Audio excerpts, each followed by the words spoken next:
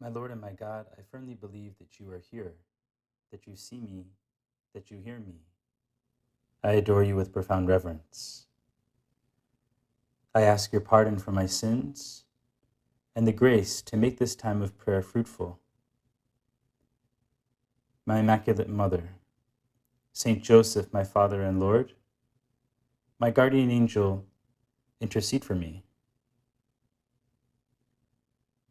In today's Gospel, we read from the Sermon on the Mount. When Jesus saw the crowds, he went up the mountain, and after he had sat down, his disciples came to him.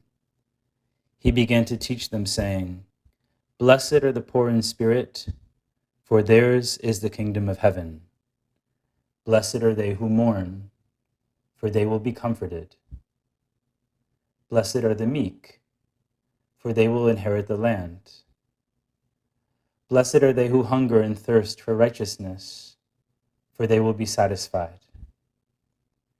Blessed are the merciful, for they will be shown mercy.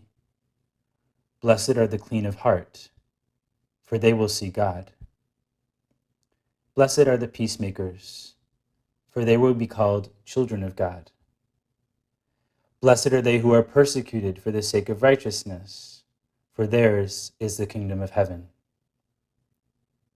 Blessed are you when they insult you and persecute you and utter every kind of evil against you falsely because of me. Rejoice and be glad, for your reward will be great in heaven."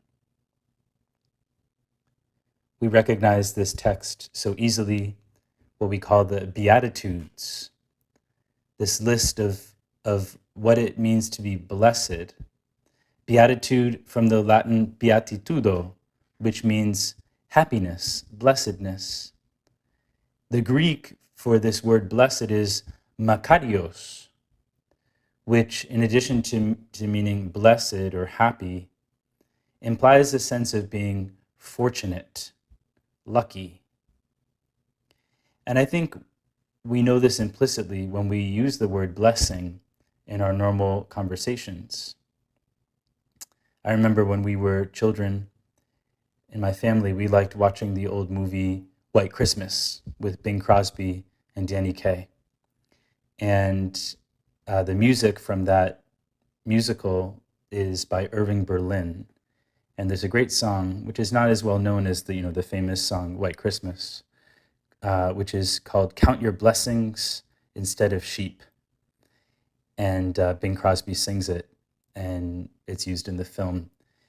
And I remember as a kid, my mom would sometimes sing this song to us.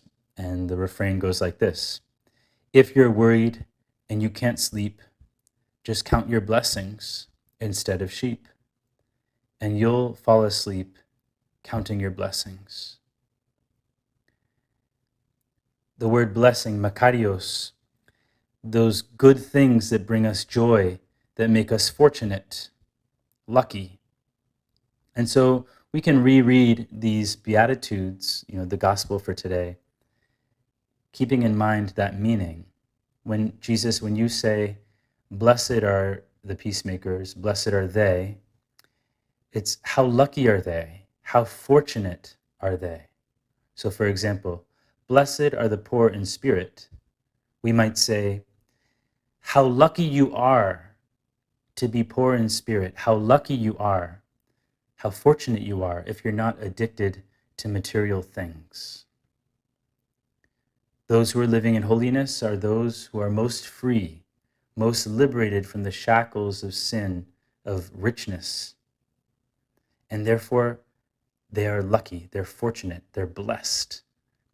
They have the kingdom of heaven. Or this other one, "Blessed are the clean of heart." How lucky you are if your heart is kept pure, if you struggle to keep your affections pure and centered on God. Those who are living in holiness are the ones whose hearts are fullest, are undivided, whose desires are aligned and are harmonious, whose loves are unconditional, selfless. What a gift to have a heart like that. Therefore, How lucky you are to be clean of heart. In doing so, you are seeing God clearly. Jesus, your Beatitudes are so moving. Each of these Beatitudes, they show us how to be truly happy. Everyone wants to be happy. I think that's pretty evident across the board. No one wants to be sad. It seems to be the most basic desire that we have, to be at peace, to be happy. But what is happiness? Is it simply a mood, a warm and fuzzy feeling? I mean, we get those from time to time, maybe especially after some kind of physical pleasure like a good hamburger or a nice hike through the woods. But those feelings come and go. And Jesus, the happiness that you desire for us is not fleeting. We know this because in the Last Supper you told us, if you keep my commandments, and here we can include the Beatitudes, if you keep my Beatitudes, my commandments, you will abide in my love, just as I have kept my Father's commandments and abide in his love. I have said these things to you so that my joy may be in you and that your joy may be complete. So that's the joy we want. Happiness is not simply a good feeling, but rather a stable condition which comes from abiding in you, Jesus, abiding in your love. It's a place of rest in God. The heart is restless till it rests in God. St. Josemaria has that wonderful point in The Way where he asks, you are unhappy? Think, there must be an obstacle between God and me, and you will seldom be wrong. We have to identify those things that are keeping us from being with God, from abiding in him, sharing in his joy. And the Beatitudes help us to pinpoint those areas of growth. How fortunate are we to be seeking holiness? That's a great thing. Blessed are we. Blessed are those who seek Jesus, who seek to abide in him. How fortunate we are to be in the church, which provides us that sure path to holiness. How blessed we are to have the Beatitudes. You know, every year in November, we celebrate one of my favorite feast days, which is November 1st, All Saints' Day. All the saints of heaven, not just those that are canonized, not just those that are, listed in the canon or whose images we see up above the altars, but no, all the saints of heaven, many of them who have gone unnamed in this life,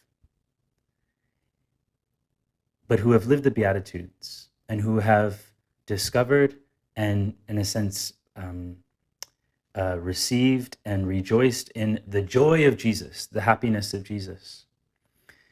You know, there's a fascinating painting that depicts today's event, the Sermon on the Mount.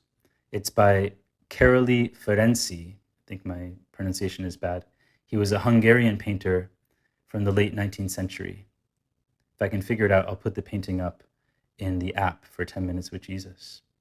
And the painting is fascinating because it's not Palestine that's being presented, but what looks like the rolling hills of Hungary, perhaps in the 19th century. And sitting there around Jesus are peasants, farmers, well-to-do people, young children, all dressed in the dress of the time of the 19th century. Modern people in different professions. And there are you, Jesus, seated in a position as a teacher, as a rabbi, and you're inviting all of these people, so different from one another, to the same happiness, the fullest and ultimate happiness that you share with your Father. And you can see in the painting, they're enraptured because you're showing them a clear and attractive way to joy. A difficult one, to be sure, very difficult. Persecution is no fun, but a sure way, an attractive way to true joy. How fortunate you are. How lucky you are if you discover this. In the Visitation, Mary is hailed by Elizabeth. Elizabeth tells her cousin, "Blessed are you among women. How lucky you are, Mary, among all women, to be graced with the presence of Jesus, to be abiding in him, to be sharing in his joy. Blessed are you, Makarios, how fortunate you are. And we tell her this so often, every time we pray a Hail Mary. And if you pray the rosary, you've prayed at least 50 Hail Marys in a row. And each one of them is a reminder how fortunate Mary is. Let's ask our mother that she might help us to desire that same joy that she has. I thank you, my God, for the good resolutions, affections, and inspirations that you've communicated to me in this meditation.